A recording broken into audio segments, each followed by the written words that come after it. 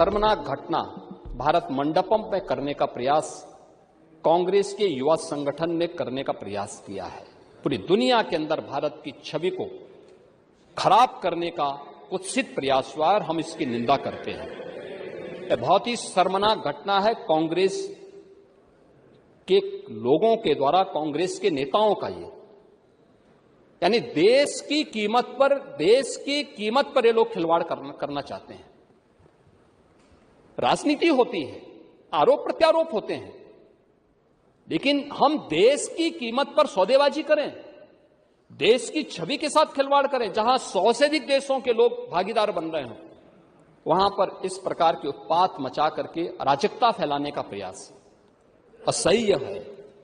और मुझे लगता है कि हर भारतवासी को इस घटना की निंदा करनी चाहिए, भर्त्सना करनी चाहिए, और जो भी इसके पीछे है उसके खिलाफ कठोरतम कार्रवाई की जानी चाहिए, जो लोग भारत की छवि को खराब करने का प्रयास कर रहे हैं। For the chair of the Prime Minister of India, and that hatred for the post of the Prime Minister of India has translated into hatred for India. This is not the Congress I knew. This is not the Congress I grew up seeing.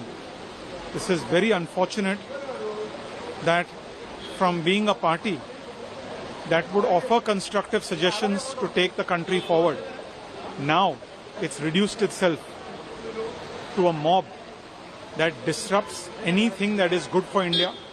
When India is making an attempt, when more than the government, when young innovators are trying to showcase their skills to the world, at that event, which is deciding and determining the future of our youth, to go in and protest for petty political gains.